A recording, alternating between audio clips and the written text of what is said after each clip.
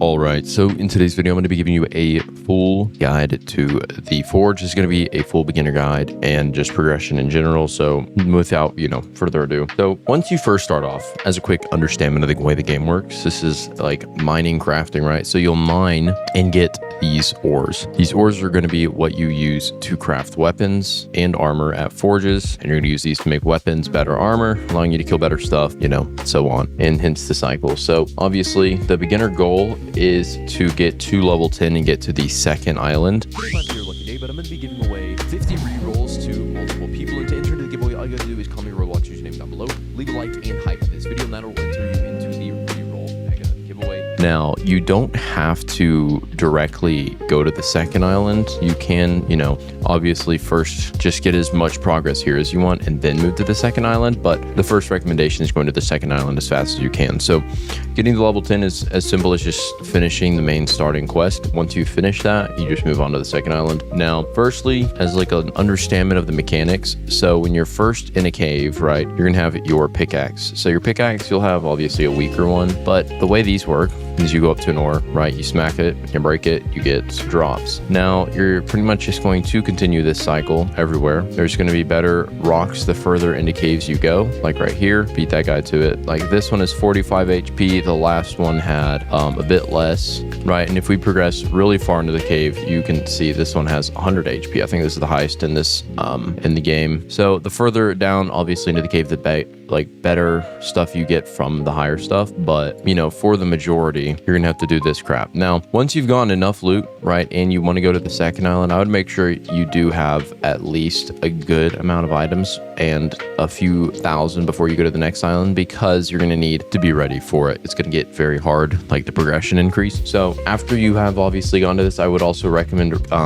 checking all of the redeemable codes currently. So for now, right now, since it's the weekend, as you can see this list right here, we have 400k, sorry for the shutdown, and peak. This is because of the weekends. These give you what's called rerolls. So rerolls you can take if you go to a shop and then scroll over to race menu, you can see these. So use rerolls here to get different races. So human obviously being the starter one, then there's elf, zombie, goblin, undead, orc, dwarf, shadow, minotaur, dragonborn, golem, angel, and demon. I have angel. I want to get the demon one and keep golem, but realistically with the codes you'll have, man, it's tweaking, you'll have a decent shot at getting, some better races. And all of these have different passives that they're going to give you. Like mine gives, as you can see, a minus 20% dash cooldown, so I can dash faster, way farther dash distance, a longer dash, it goes further distance, an increased movement speed, increase to jump boost, increase to stamina. Then I get a luck boost. I get a 50% chance to call upon a smite that deals 30% of my physical damage to the person I'm hitting. This is additional to your normal weapon. So say you deal 100 damage and this hits, you're going to deal 130 damage, and then have infinite stamina when you're under 30 or 20% health. So allowing me to, obviously I can dash farther, run faster, and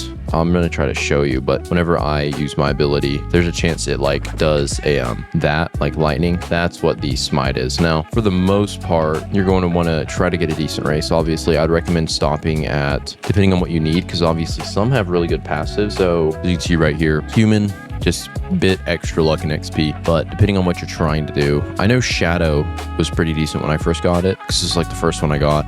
Shadow, you get a pretty decent ability. Upon taking damage, 15% chance to turn into a shadow. And then when you're a shadow, you get a movement speed increase, attack damage increase, extra stamina, extra physical damage, but you do take a bit, or you have a bit less health. So pretty decent. I would recommend something like, especially if you're trying to get money, something like Goblin is pretty decent. 12% discount when shopping. This is pretty good, especially when you start getting into buying super expensive items like pickaxes and all that. And if you're buying potions in bulk or whatever, this will allow you to just continuously have a nice discount. Now, what I'm probably going to end up having, especially if you can, since there are race slots, you can have these slots and have elf is, or not elf, but goblin is one of them, and you switch to that before you buy stuff just to save a bit of money. But for the most part, you want to pick a race strategically and smart. Now, the next thing we're going to do is once you have fully settled in and you're moving into the second island, this is when the game progression gets a bit more interesting. So you'll get this portal after you complete the wizard quest, which is going to be up here. So he's going to have you pretty much just finish going through some basic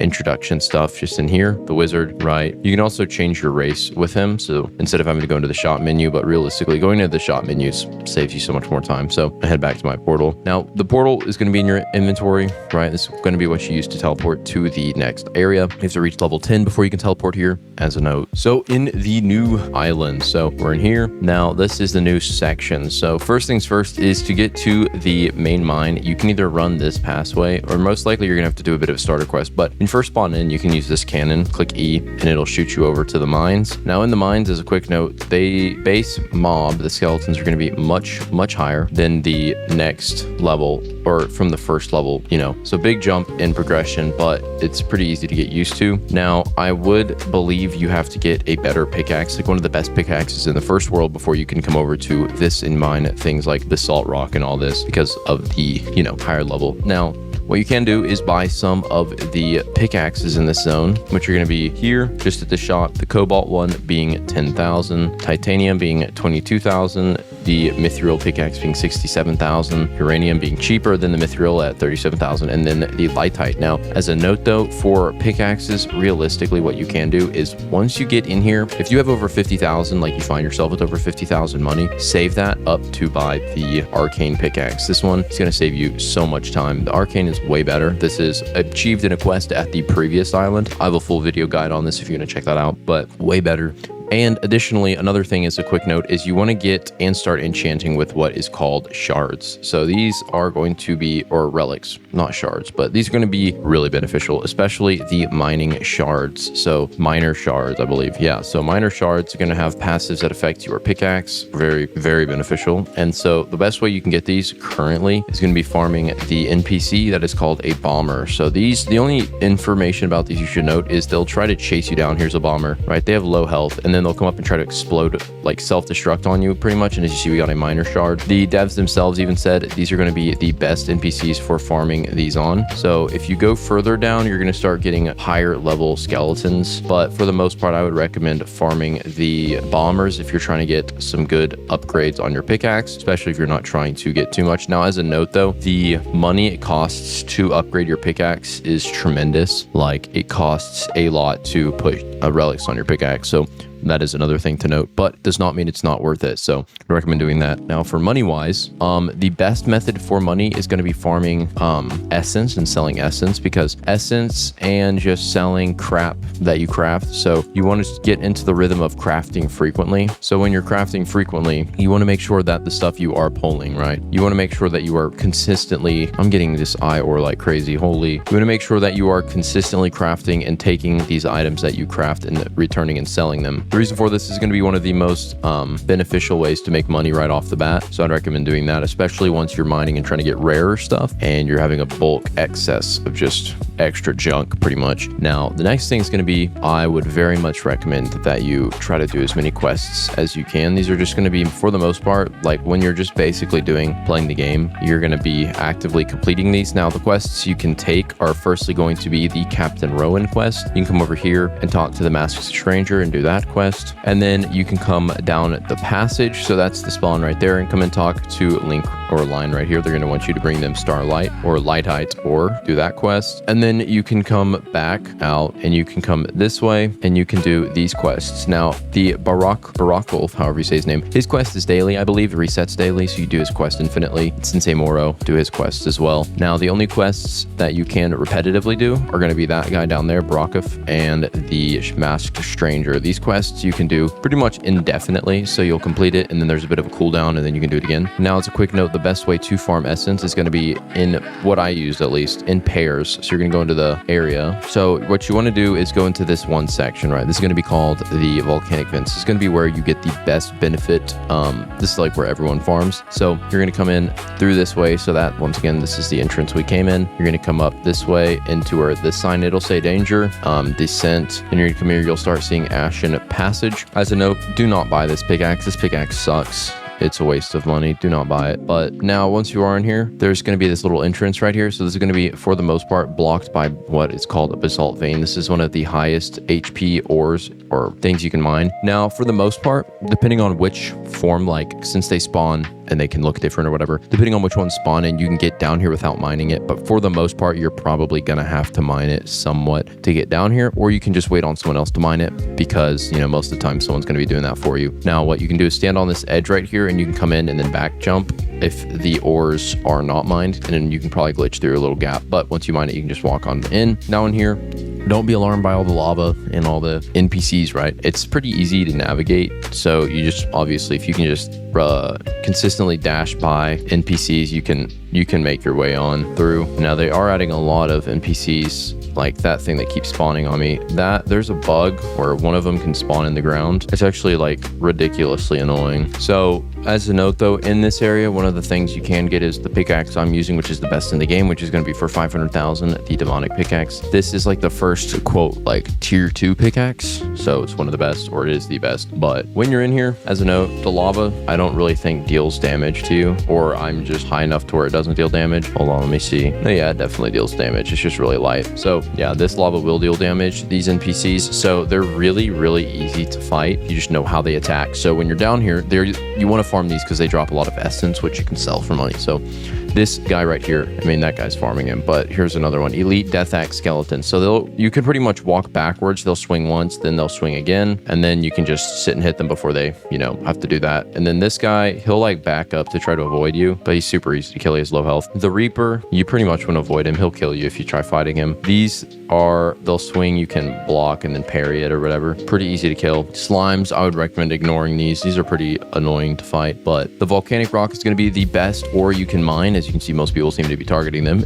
for one reason specifically. These volcanic rocks are going to have the ability to drop the highest rarity ore in the game, which is going to be the mythic rarity. It's not this one. This one it's kind of pump fakes you, makes you think it's what you're getting. But once you are down here, I would recommend farming here with people. And for the most part, you only have to deal a certain bit of damage on an NPC for it to count towards the drops. So you don't have to fully be the one to kill it or anything like that. So after that, you want to grind here for sure. Once you get one of the top pickaxes, like the arcane one, for example, you want to farm volcanic rock. You can farm most ores and rocks and things in this zone without having to fight NPCs. That's just like one of the things you can do.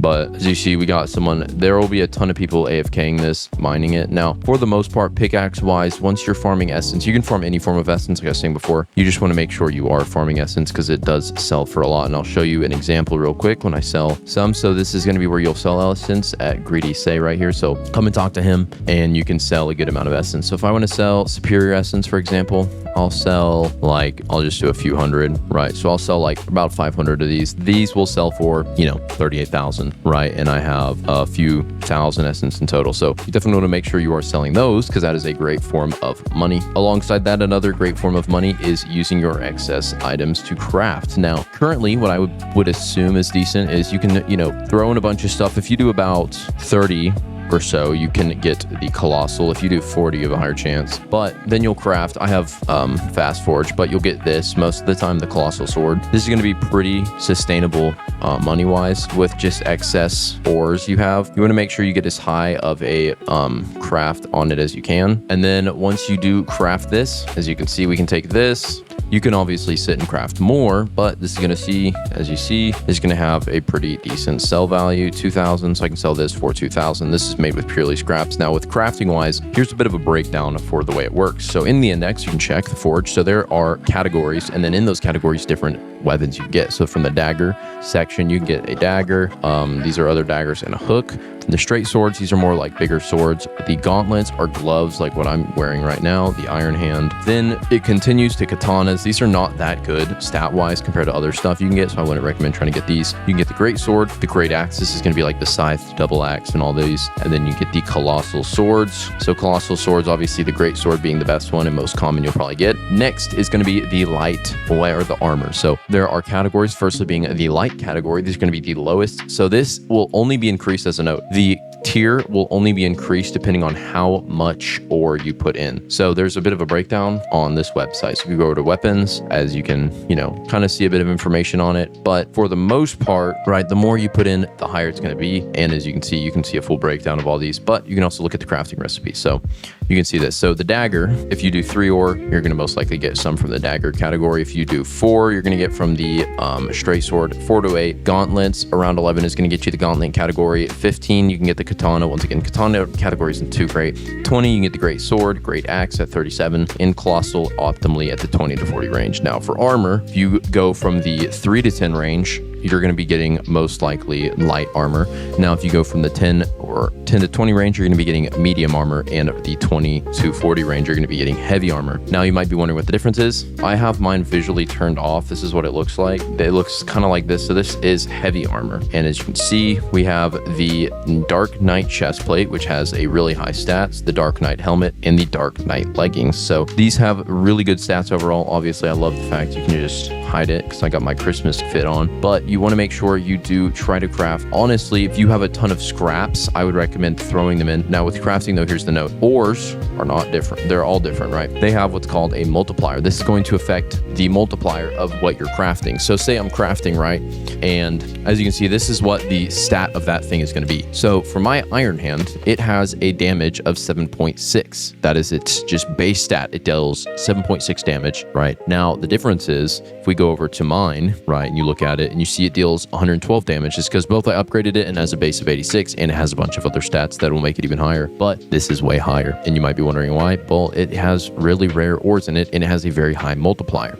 So all of them are created exactly like this. That's why I'd recommend checking out this website. I'll put this in the description if you want to check it out. But all of these weapons are going to have this exact damage. But the only difference is this exact damage is going to be multiplied depending on the ores you put into it. So when you're crafting, as you can see, say I'm throwing in a bunch of ores, right? It's that base damage. Say I get a dagger that deals 4.3 damage. It's going to be multiplied by 2.69. Same with armor. It's pretty much the same concept. Now, the way you can optimize for this is if you have, say you're crafting, right, and you have items that deal or are multiplying by, right, you're going to get low value. If you're multiplying ores that have like, say you're using a mythic, right, multiplies by 6.3, one of the highest, and then I'm throwing in like things like this, right, I'm not going to get good value out of that very rare ore I'm putting in because I'm throwing in a bunch of scraps and it's going to average out the multiplier, which is going to be drastically ruined by putting in this low value stuff. So what you want to do is try to put stuff, even if it's lower than the highest ore. Say you want to make sure you're averaging out the closest you can get. So if I'm putting in Slimite, this is a 2.25, I would hope to put some in the same range as it, aka something like emeralds, which are relatively in the same, or something a slight bit higher. I would lose value